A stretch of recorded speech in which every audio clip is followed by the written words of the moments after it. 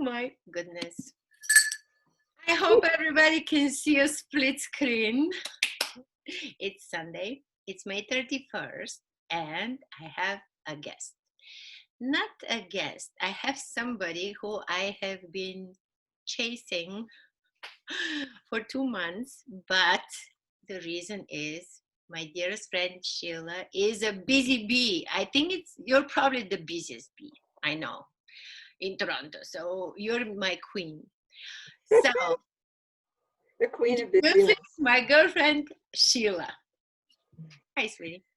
Hi, Alma. Thank you for inviting me. And you never exaggerate. I know it hasn't been 2 months.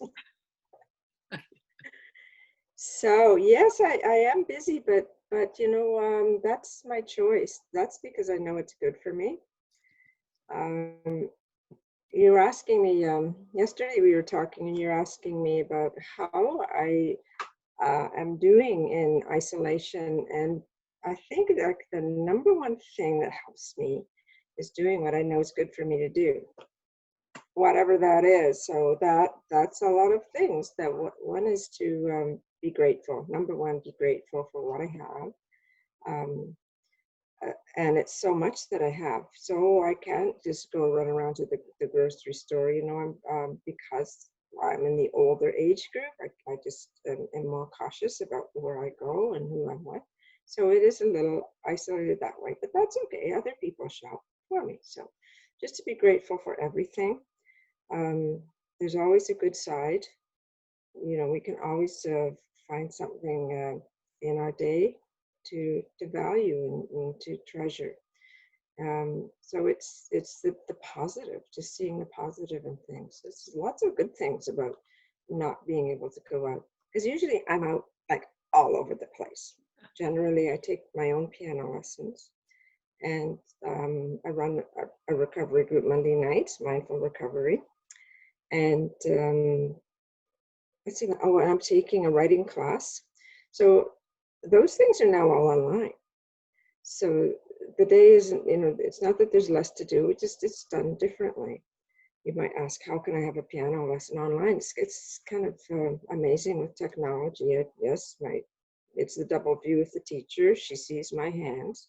She has the program they use. She can demonstrate on a keyboard where I can see her hands. She can write on my music. It's remarkable. So being grateful is good for me. Just seeing what's good in things. Another thing is, the consistency, and that's carried on. So this was before isolation, and it's also after isolation. And one of the good things is that I'm not running around and wasting all that time driving. So I don't spend, half an hour driving to my lesson, half an hour driving back, but I have that time here. And the consistency too is a schedule.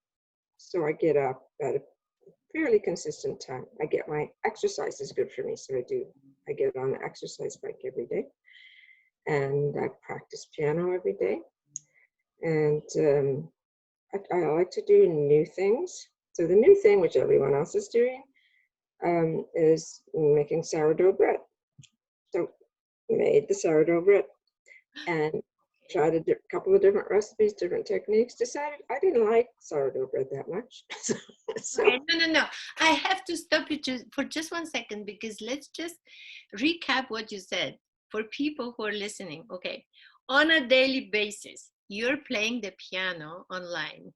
Okay, there's this other instrument as well. So just your day, the structure of your day, your agenda, your noble agenda, which I call, because you're my Buddha, and we know that we have to talk about mindful recovery. So I know from you, and we know each other for quite a few years. So discipline is the ultimate freedom, right? For me. For you. And for people, you told this little secret, because I know that I've heard this from you many years ago. Discipline is the ultimate freedom. Thank you. Because we need that. We need structure. Very good. Oh my God. This is like, oh my God, this is so cute. Okay. So Sheila, we have so much to talk about. So I want to ask you something in this isolation. So what is your biggest discovery about yourself since we ended up in this corona? What did you find out that you had no clue you were all about? Like, is there something that you discovered about yourself, who you are, in this totally surreal situation we ended up with? Because as you said, you kept doing this before, you're doing it now, you're gonna do it even more after. So is there something which was striking? Like, were you all of a sudden amazed by something that happened? The only thing that surprised me really is that I am happier being confined to home than I expected to be. Mm-hmm. Okay. Out all over the place, and I've regarded myself as being restless. My mom used to call me the gadabout, because I was always off doing something. And I do really miss being around people. But with the Zoom program, I can travel all over. I had up the picture of Ireland for you to see, Yeah. and I had to cancel the trip there this summer. Mm. But I'm going there in Zoom meetings. I can go to Ireland anyway in a different way. So I can travel that way. But yeah, the thing that I've discovered is that I'm I'm more content being at home than I expected to be. Oh. Yeah, but I like rules. You know, Mhm. I like having the confines. That the box is good for me. Having deadlines, and that's why I take a writing class because I have a deadline, and I have to have something to end it in. So that helps me to get that done. And I like the piano lesson because that helps me. I'll practice if I know. And I like things that are measurable. So, for example, I'm playing a particular Bach piece, which is hard. Oh And my. I have to work for like a long time at pieces, and especially the older I get, the longer it takes. It's very frustrating. And so with this piece, I want to talk about measurable. A metronome keeps the speed. I know, like today I'm doing it at the speed of 90. Tomorrow I work at 92. Or things that are measurable are good. I know how you are with resilience. Rick Hansen, writer of Buddha's Brain, fabulous book, has a new book out on resilience, which I have.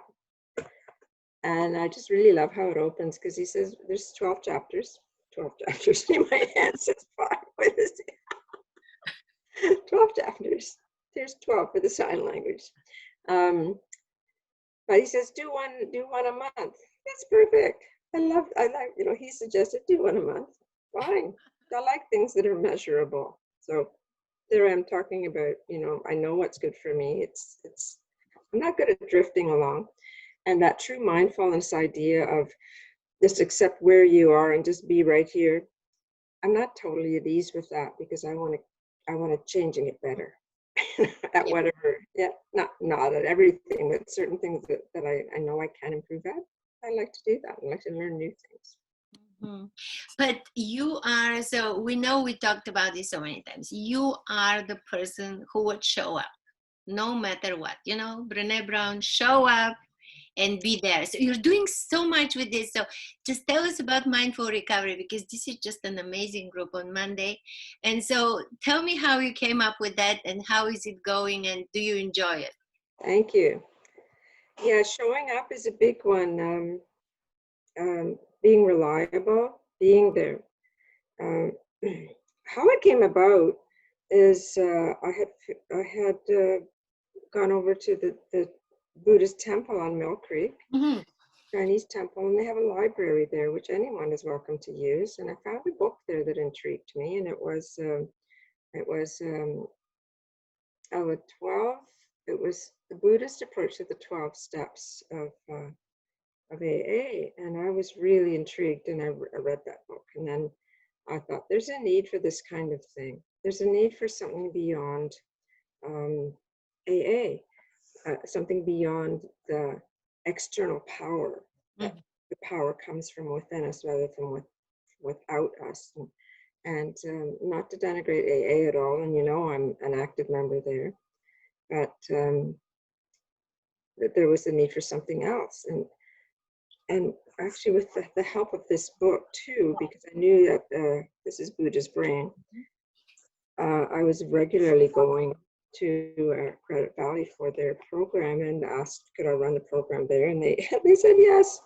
Yeah. And I said, oh no, now I have to run this group. So the group started, and I was a nervous wreck about it. And so that's how it started. It was from the book at the temple, and I realized I didn't know very much.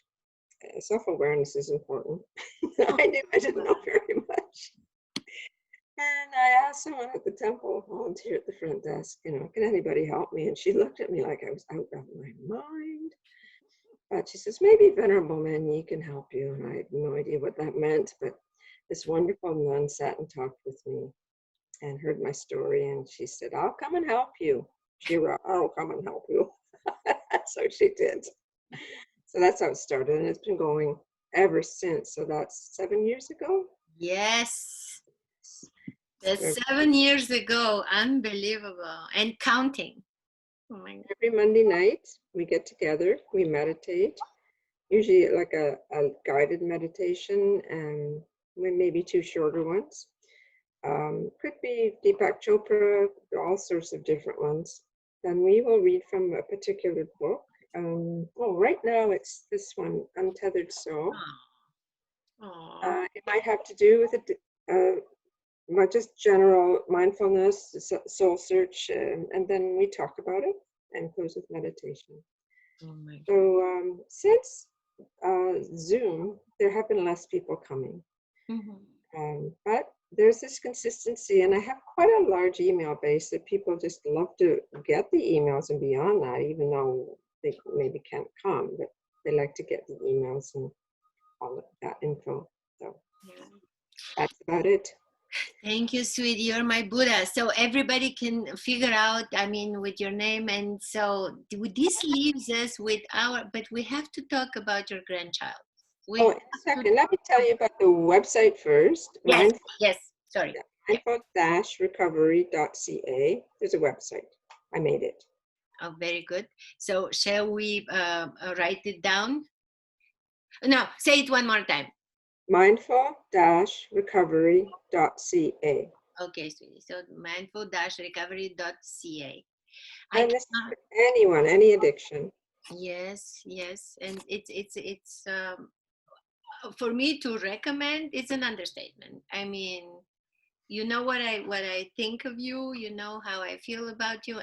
But we need to say goodbye. Speaking about Arjun. Arjun is your my grandson. Grandson warrior. Oh yes, and I'm so blessed too, because our little COVID pod is my grandson, my daughter, and her husband, and so we've been babysitting. So 3 to 5 days a week, we are full day Arjun. So it's just a blessing because he's so much fun. Yeah. So the best thing is that you're taking videos of him, and you have material, you have proof of your life and his presence. I love this child. Honestly, Sheila, how do I thank you? You promise me to come again and play something. Just promise me another episode. Of course. And you know what would be good? If I could play a bit of a piece I'm working on. You're amazing. Thank you, sweetheart. So I will send you the video to approve it. I love you. And I have the feeling I'm going to see you very soon. Good. All right. Bye, everybody. Thank you, sweetheart.